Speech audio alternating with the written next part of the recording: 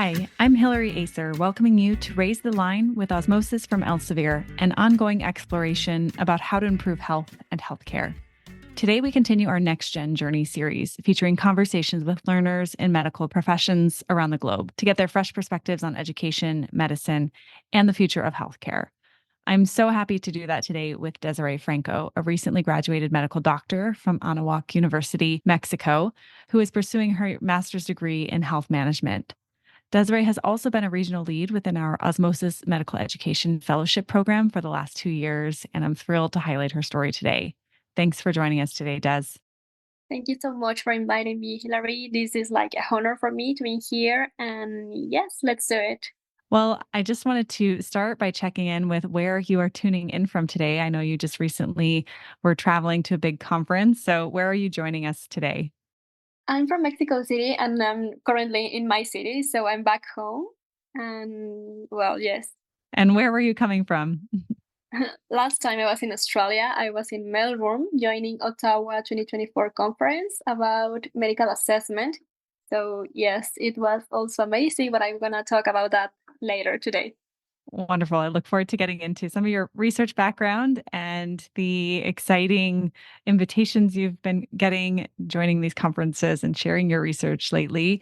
But let's start from the beginning. So, why medicine? When did you first get interested in medicine and how did you pursue that path? Yeah, it all started when I was a little girl. Like I literally knew that I wanted to become a doctor since then. And I don't know why and how, because I have no doctors in my family, but I loved when I needed to go to that doctor for some reason, because it was the best opportunity I had in that time to learn more about it.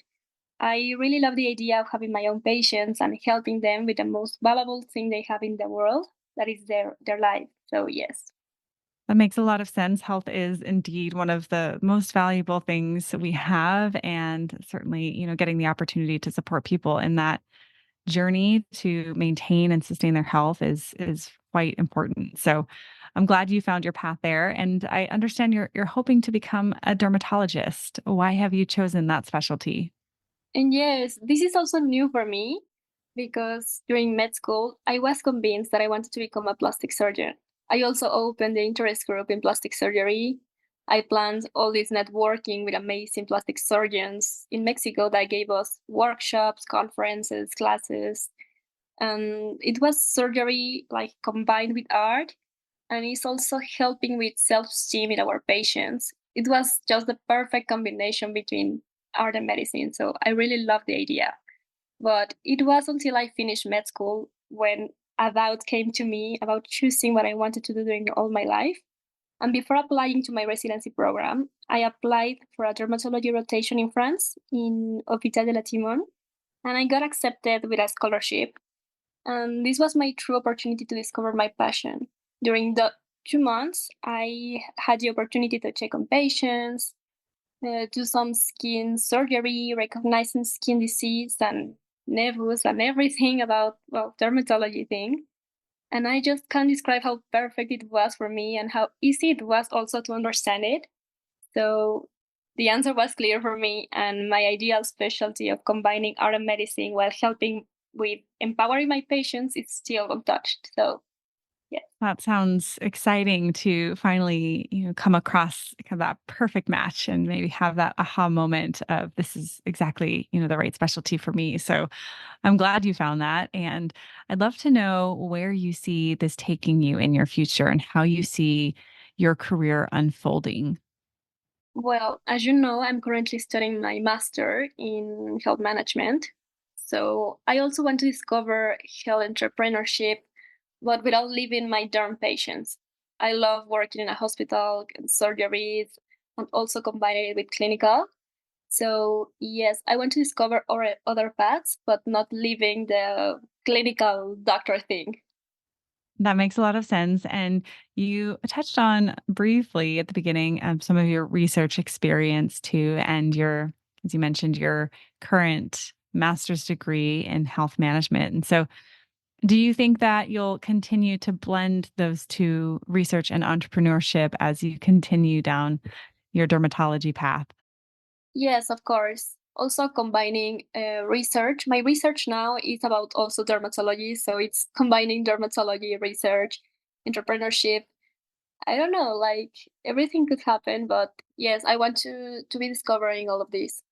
And you're currently based in Mexico, though, as we talked a little bit about your experiences lately have taken you around the globe. You mentioned your rotation in France and your presentation at a conference in Australia. So, do you want to continue practicing in Mexico or are you interested in a more global experience? Well, yes, I love having experiences abroad. I really love discovering what is outside the box and demonstrating myself that I can reach further. That's amazing. But also in this sense and learning from my mentors, I don't want to keep or just be knocking on just one door. I mean, I follow my dream, but I want to keep my doors open. Like you don't know what opportunity is gonna come next.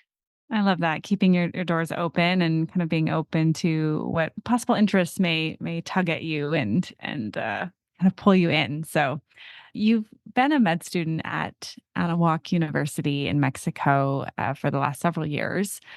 What did you think about the experience there and your medical education there? Yeah, about my education in Anáhuac, I really like the approach it takes because they're continuously working on the curricula and the classes, simulators, and the incredible digital library that we have. And now Osmosis is part of it. So it's amazing. The well prepared professors and the opportunity that we have to rotate in public and private hospitals, it's amazing. Also, during internship, we can also apply for hospitals abroad. And now, like these opportunities mean a lot for medical students. So, also, what I love about my faculty is the opportunity that we have to gain leadership experience while participating in different programs since the first years. For example, there's a health sciences leadership program in which I had the opportunity to participate. In this, for 2 years, you're working in workshops, networking, you meet leaders in the field, international and nationals. You create projects, you have classes about leadership, and so on. And at the end, you get a diploma. But the knowledge and experience you gain from it, it's really invaluable. Also, we have interest groups in different medical specialties. That's what I talked about the plastic surgery group that I opened. I had also the opportunity to open it. During summer, we also have opportunity to apply for research programs in different and well-known hospitals in Mexico and abroad. So that's a huge opportunity too. And also about the programs, this is just about the medical field, but there are also volunteering programs, excellent programs, administration, research.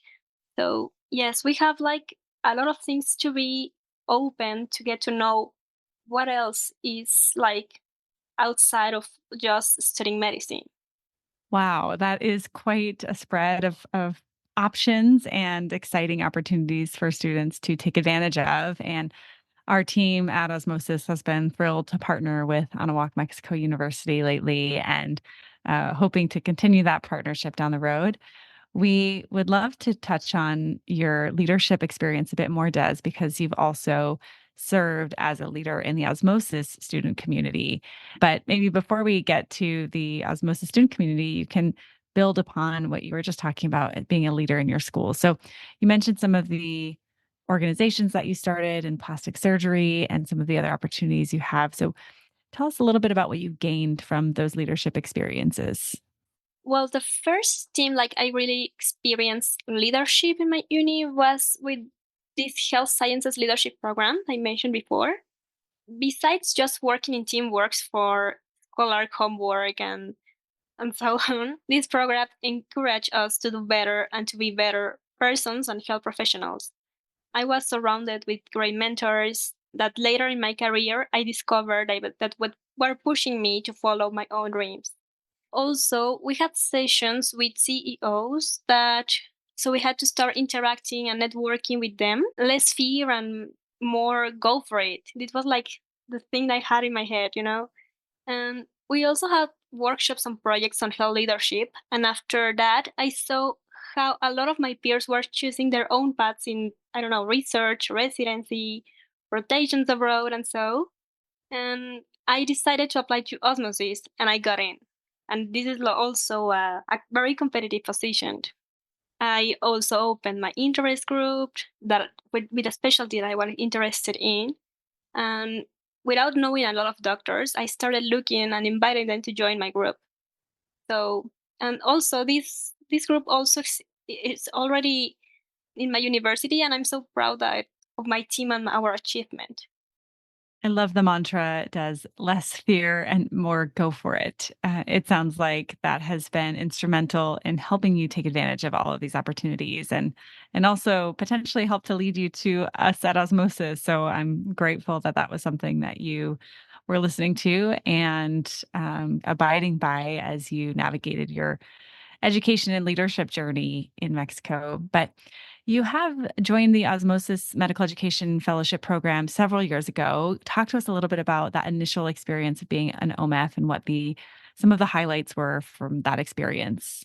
And oh my God, I remember my application for Osmosis. It was during COVID-19. I really wanted to be part of this community. I started using Osmosis like for studying in med school, and I really love like the images. They were so friendly, and I knew somehow they were like inviting me to join the team.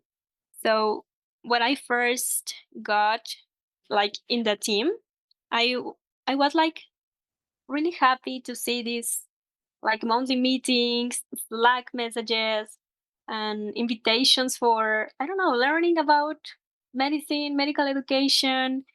And I was really happy. And then also I worked with Dr. Amy creating the wiki editing course.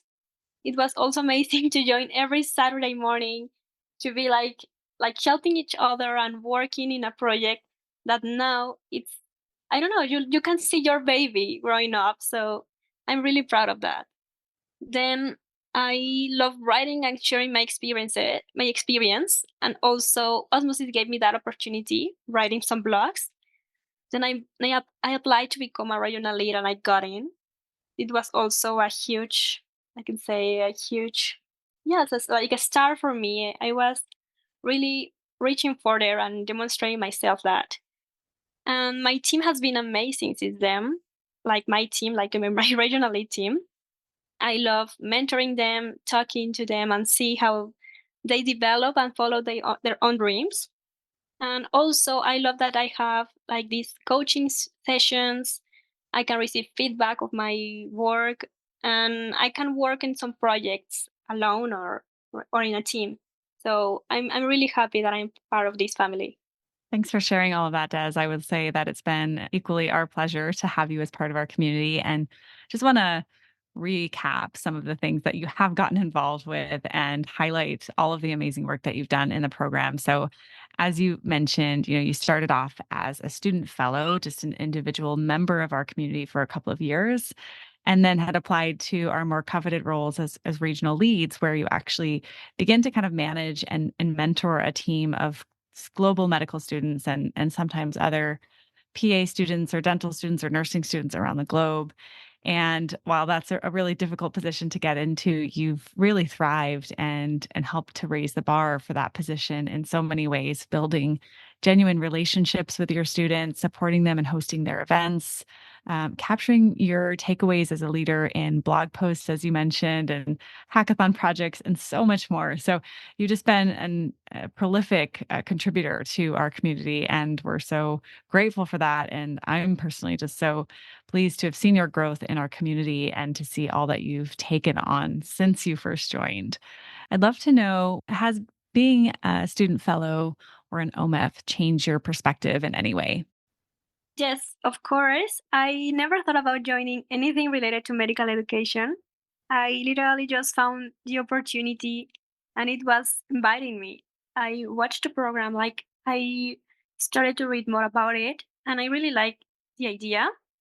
Then, after joining as an OMEF, I found it surprising how amazing it was to be part of such a family.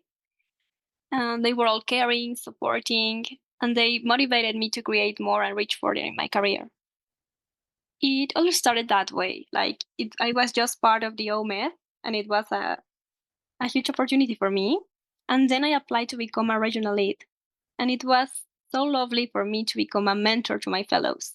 I literally feel like a proud mom with them. And after that, I can say magic happened and I started to have more opportunities medical education related. Like my social service during my last year of medical school was in the medical education coordination at my faculty. Then I applied to become an AMIS student task force last year in Glasgow, and I got accepted. This is also a very competitive opportunity for medical students because it's all around the world, and they are just like 20 spots for more than 1,000 medical students. So I got this, and I got accepted. Then, as I told you, this year I was accepted also for Ottawa 2024 in Melbourne. And this was also a huge opportunity for me because we were only 5 international students that were accepted. And it's also medical education related. Also, now I got a job at my faculty as mentor of 4-year medical students. And it's all about mentorship, medical education. So I can say Osmosis opened me this path that I wasn't thinking about when I was in med school or during my first years in med school. It changed all my perspective and it took me to this path where I'm really happy now, proud, and surrounded by my people, I can say. Thanks for sharing all of the different points along your journey, Des. It's really incredible to hear just how many different types of activities you've been involved with, from research to mentorship to getting involved in our community more directly, hosting events and writing blogs. And you've just been such a major contributor to our community. And we're so grateful that you've continued on with us over the last several years. In fact, your position as a regional lead is, as we mentioned, quite difficult to come by. We've got hundreds of students in the program and only 10 positions available. And, we are really looking for leaders like you to step up and role model for other students in the program how they can also reach further. One of the osmosis values is reach further and really, drive themselves to be better and to lift up those around them. And so just it's been such an exciting opportunity to watch you grow within the program and take on all of these opportunities and really thrive and really shine. And so just very proud of you. I'm kind of the proud mom. As you mentioned, you're the proud mom of your cohort. I feel a bit of a proud mom for all of our regional leads and seeing you all develop. But getting back to your role as a regional lead, one of the big things is mentoring these students. And you also mentioned that you're taking on a role, or you have taken on the role at Anáhuac Mexico University to mentor students more formally there. So what has that experience been like? And what are your thoughts in general about mentorship? Yes, well, I see this opportunity as unique and also incredible to become more empathic and human. When mentoring, I have my students with their own lives and dreams, sharing me their vulnerability, and that's something invaluable. I'm open to know them and accompany them also to reach their goals. And the most amazing things I receive back are their letters and comments, and they just I don't know, they send me a message like I got accepted into this. Thank you so much for helping me, or just to I don't know to be there when I needed someone.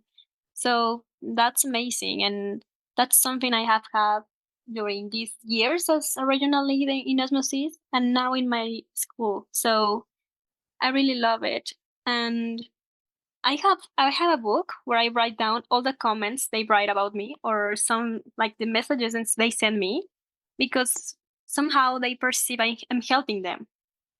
And when they call me or they send me something, write down these comments, and this is amazing. It's so unique, and I feel so proud of them, and as me as well. So this is something I don't want to let go. Well, saving those comments for a rainy day is a smart idea. And, we can always use those uplifting reminders that we have had an impact on people's lives and that we have a lot to be proud of. So I think that's a great practice. In fact, Osmosis has a number of traditions internally with our team. Things like Osmosis Appreciates You, where every year we actually take time to write these gratitude notes to each of our team members. And we've started to extend that into the community as well.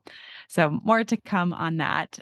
But we are also getting to a recruitment cycle for the Osmosis Medical Education Fellowship, which is now expanded to the Osmosis Health Leadership Initiative.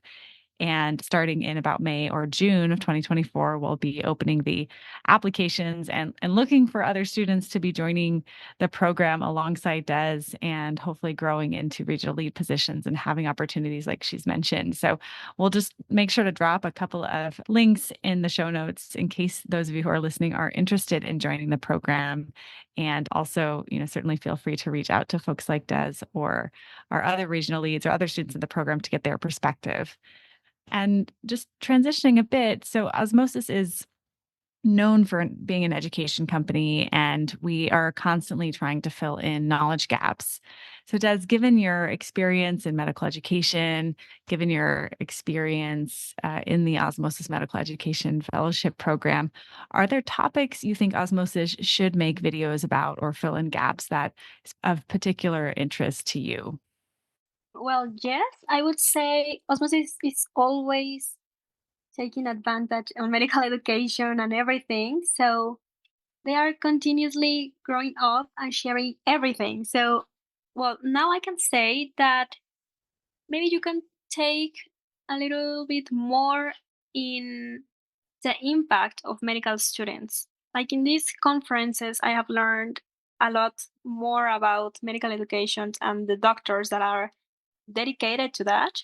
And one of them wrote a book that it's the impact of a medical student during med school. Maybe we can just think we are just students and we are just learning, but you can have an impact as a medical student. So maybe Osmosis can touch that topic too, and also about, well, the what is now growing up a lot. It's the core competencies, and also with, for me it aligns a lot with Osmosis values. So I will touch more based in on that for medical students to be like more concerned about the impact they can have during med school, involved in curricula, their voices, like they can change everything if they want to, you know. Totally. And what I'm hearing, Des, is that mantra you cited earlier, less fear, more go for it. And I love that. I think more students can remember that and realize that they really do have quite a bit they can impact, even if they feel like just a medical student, right? There's a lot that they can influence. So in closing, Des, I have one more question for you. And we have a lot of students like yourself and early career health professionals like yourself in our audience. So, what advice would you give to them about meeting the challenges of this moment and approaching their career in healthcare? Yes, of course.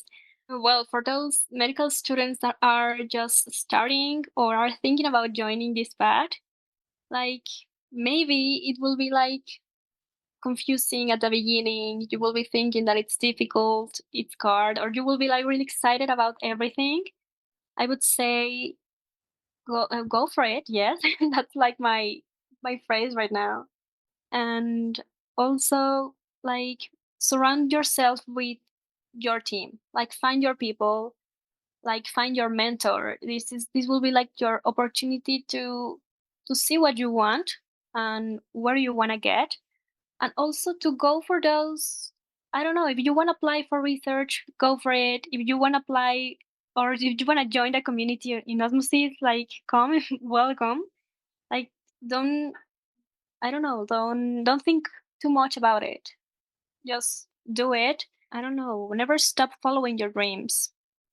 That's great advice, Des. Yeah, go for it. Find your people, find your mentor, follow your dreams, all advice that we can continue to spread to both medical students, early career professionals, and even ourselves. So with that, thanks so much for being with us today, Desiree. It's been a pleasure talking with you and hearing more about your story. And we really appreciate your time. Thank you so much for inviting me, Hillary. This is such a pleasure and honor for me to be here. Well, we are continuing to follow your story, Des, and hopefully continuing to work with you in some capacity. And again, just really appreciate your time. With that, I'm Hillary Acer. Thanks for checking out today's show. Remember to do your part to raise the line and strengthen the healthcare system. We're all in this together.